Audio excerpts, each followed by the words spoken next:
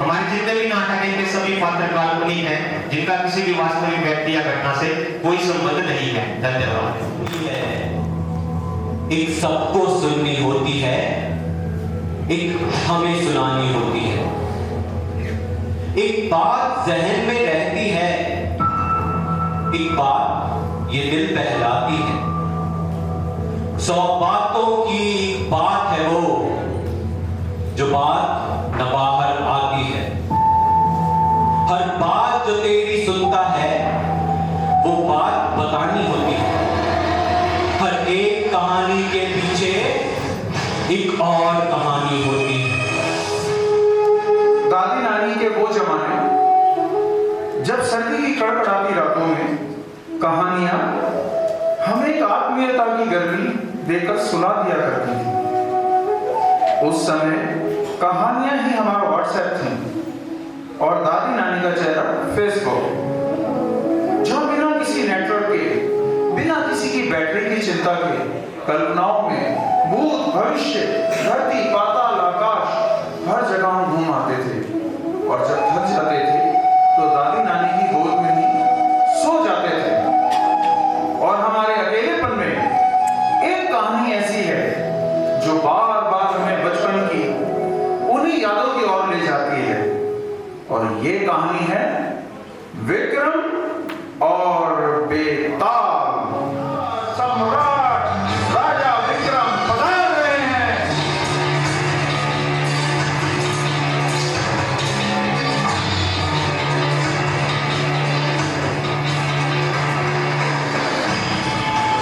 राजा विक्रम उज्जैन के राजा थे। वे बड़े ही न्यायप्रिय, बुद्धिमान, निडर और ताकतवर थे।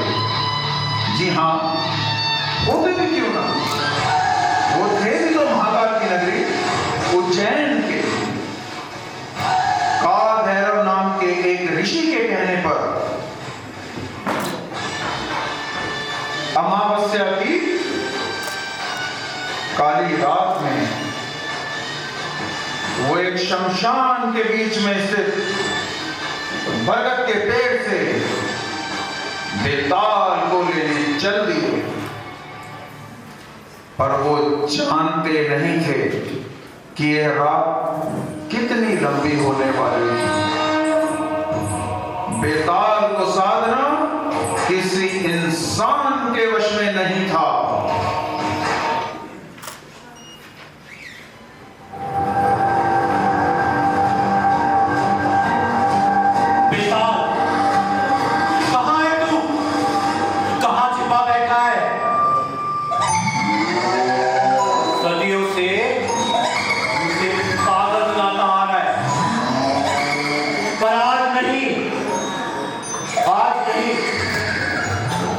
इस रात का अब अंत होगा, आज होगा, इसी क्षण होगा।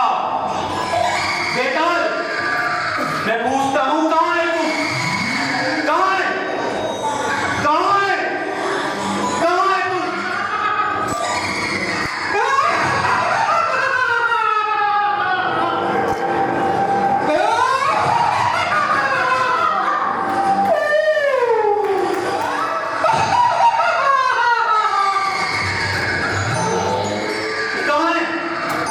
लगता है मुझे डर गया। बाहर निकल बेताल, बाहर निकल, बाहर निकल।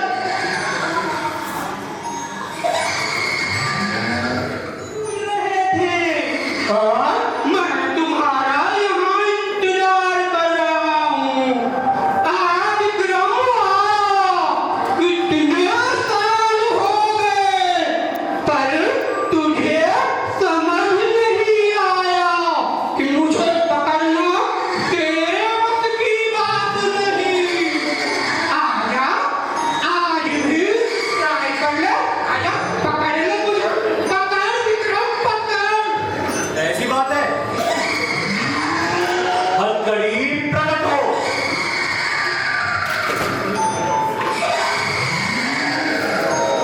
देखता हूं अब इस फौलादी की वजह से तुझे कौन आजाद कराता है, देखता हूं। अरे विक्रम, इतना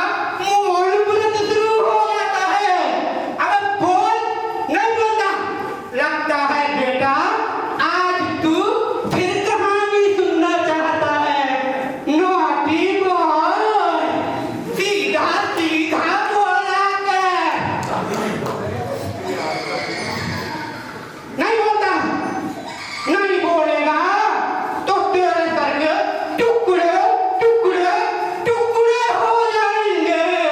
ठीक है, याद है मुझे, ये भी याद है कि अगर कहानी के बीच में मैंने कुछ कहा या हाँ हूं भी किया तो तू फिर उस बरगद के पेड़ पे चला जाएगा। हाँ, इधर तू बोला उधर मैं चला। चल सुनाता हूँ तुझे एक कहानी। एक था सीधा साधा सरकारी कर्मचारी, बेचारा अपनी नौकरी से संतुष्ट, पर ये जालिम दुनिया वाले और पापी समाज, you know same old story. अरे आज तो खुशखबरी आने वाली थी, आज तो डीए की अनाउंसमेंट होने वाली है। चलो भाई थोड़ा सा न्यूज़ ही देख लिया जाए। नमस्कार, आज की सबसे बड़ी और ताजा खबर, शहर में नकली विजिलेंस अधिकारियों की रेड ने व्यापारियों को लाखों करोड़ों रुपए का चूना लगा दिया है। इस तरह की ये इस शहर में चौथी घटना है। प्रशासन ने सभी आम और खास को सतर्कता बरतने की हिदायत की है और साथ ही अपील की है, जहां भी ऐसी नकली रेड की आशंका हो तो तुरंत पुलिस को सूचना दें। नमस्कार। ओहो, क्या हो गया इस देश का, यहाँ के लोग। चलो भाई थोड़ा कुछ रूल ही पढ़ लिया जाए।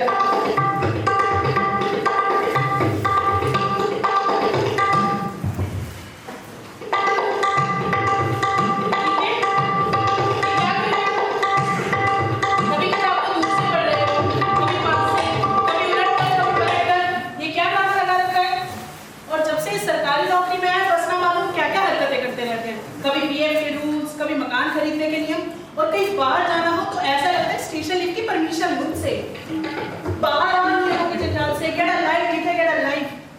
और उस दिन तो कितनी बेहुदा हरकत करी थी तुमने। मायके जाना था मुझे तो कहते हैं छुट्टी की एप्लीकेशन दो, फाइल की परमिशन दो। अरे भाई तो क्या कर बोले थे आप? अच्छा बच्चों, एक दिन खाना पीना फाइल में टूटा करके खिलाऊंगी। अरे क्या बड़बड़ कर रही हो, क्या नियम लगा रखा है? अरे भाई हम कहाँ नियम का पालन करते हैं? नियमों का पालन करें तो हम तुमसे डर ही नहीं सकते, पर डरते हैं। अच्छा ठीक है, काम करो, बैठो। नहीं हम नहीं बैठे। बैठो ना, ठीक है, सुनो। अब आदमी खड़े भी नहीं रह सकता।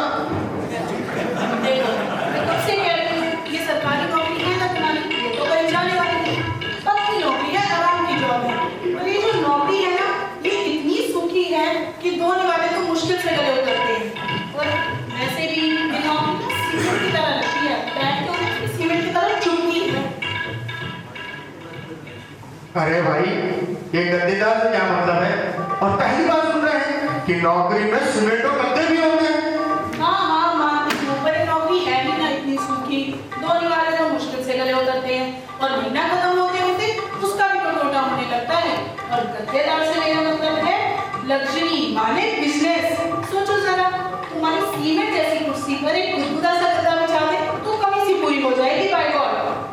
अरे जिसे तुम सीमेंट कहती हो ना, उसी से इस घर की ईएमआई जाती है, और तो और चंटू बंटू की मोटी मोटी फीसें जाती हैं, और तुम्हारे पार्लर का खर्चा भी इसी नौकरी से पूरा होता है। और एक बात और याद रखना, इसी सीमेंट जैसी चुभने वाली नौकरी ने दो लॉकडाउन झेले हैं, जहां अच्छे खासे गद्देदार बिजनेस के घुटने टिक गए। और एक बात और याद रखना भाग्यवान, सीसीएस कंडक्ट रूल 15 कहता है हम कोई बिजनेस नहीं कर सकते। छोड़ो यार, अलग नियम कानून रूल्स, और तो नियम 1000 क्या है? नियम 1000 है? ये कब नोटिफाई हुआ भाई? हाँ नहीं हुआ है तो हो जाएगा। तुम्हारा क्या है, सांस लेने के लिए भी नियम कानून लगा देना और महीने के ऑक्सीजन का कोटा भी फिक्स कर देना। तुम ये सब छोड़ो यार, तुम नहीं कर सकते बिजनेस तो क्या हुआ, मैं तो कर सकती हूँ। उसका तो अप्रूवल लेकर थोड़ी साहब। नहीं भाई नहीं, उसके लिए भी कुछ नियमों का पालन करना होता है। एनएफआरटी के मैंने अपनी सारी तैयारी कर ली है। मैं एमआई रोड पे बुटीक खोलना चाहती हूँ, और ये इस बारे में आज तुमसे लास्ट बात है। तुम माने तो माने, नहीं तो चले अपने छोड़ के। और जाओ यार, मेरा भी टिड्डू छूटे।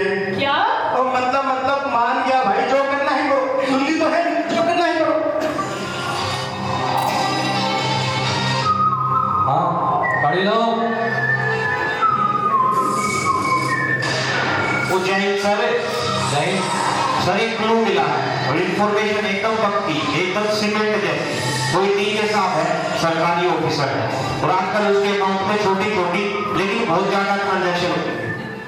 और आजकल जयपुर बहुत आना जाना है उसका। MI रोड की मार्केट देखी आपने?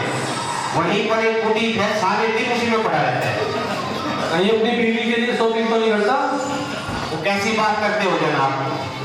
उसके ससुराल की दुकान थोड़ी है जो एक ही दुकान से शॉपिंग किए जा रहा है, किए जा रहा है, किए जा रहा है। और इतनी तनख्वाह है आपकी, थोड़ा दिमाग लगा दिया करो, कॉमन सेंस लगा दिया करो।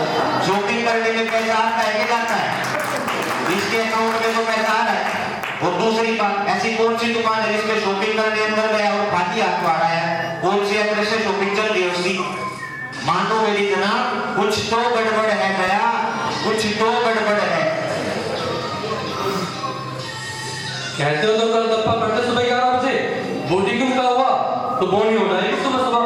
वो कर दो जनाब, CCS कंडक्ट रूल पढ़े इतने दिन हो गए, बिल्कुल खाली बोल पड़े।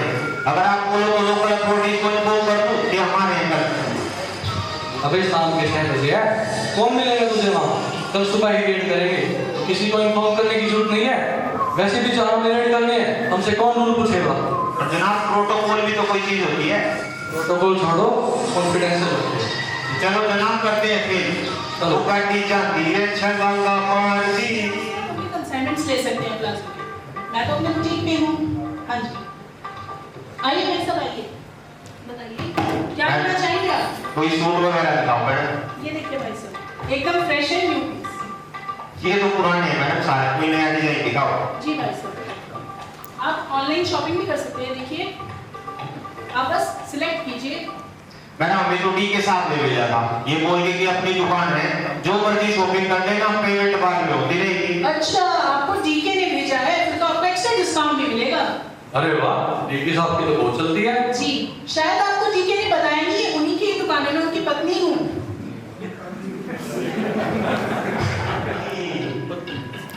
जनाब मैंने तो बोला था गड़बड़ है।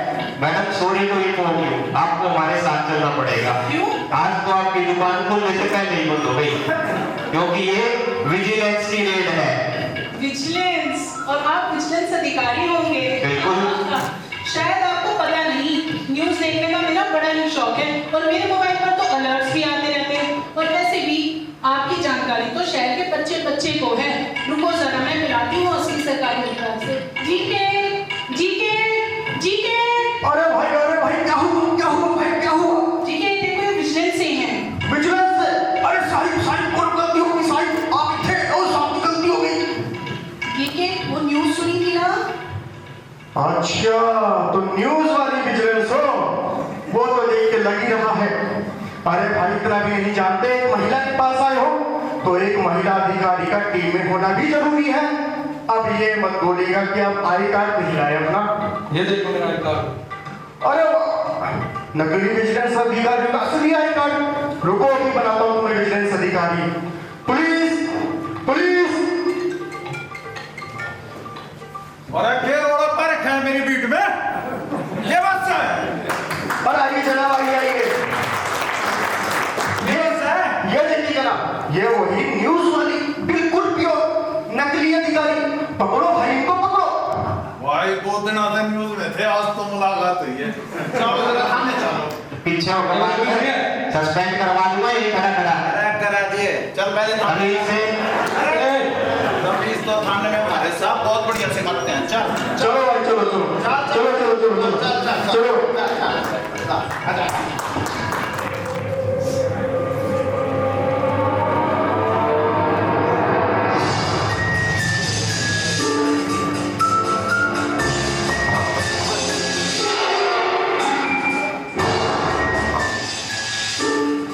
बता, तुझे कैसी लगी कहानी? बता, किसकी गलती थी? उस सरकारी कर्मचारी की या फिर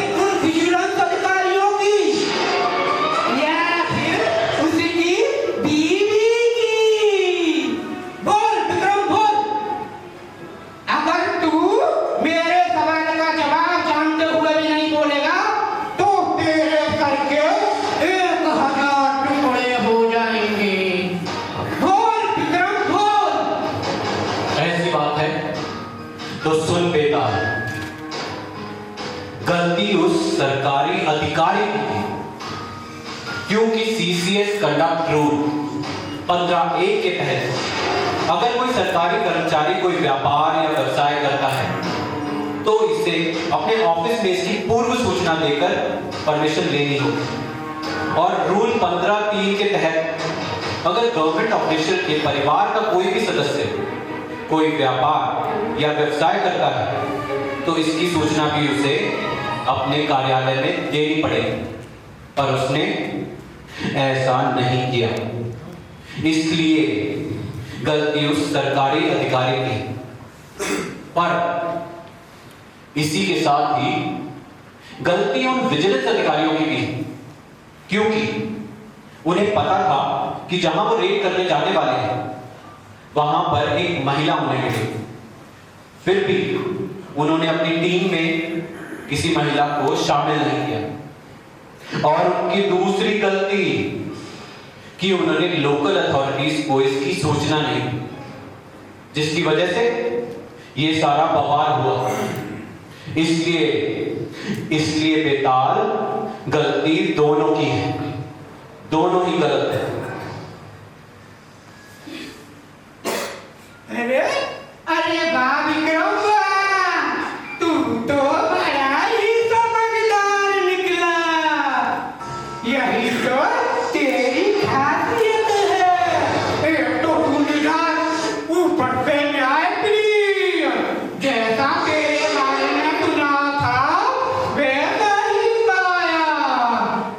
पर तू बड़ा भोला है, तभी तो उस कालू भैरव के कहने पर तू मुझे बांधना चला था, जिसे कोई नहीं बांध सकता।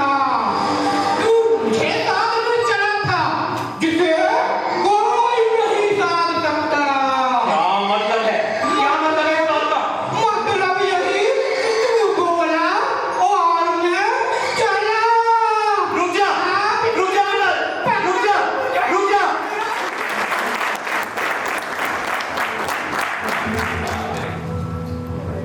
दो कदम सही पर साथ चले, कुछ दूर नहीं तो पास चले, पर करने बातें कुछ खास चले। मंजिल तक साथ न दे पाए तो राह दिखानी होती है, अगर बात समझ में ना आए तो फिर समझानी होती है। हर एक कहानी के पीछे एक और कहानी होती है, हर एक कहानी के पीछे एक और कहानी होती है।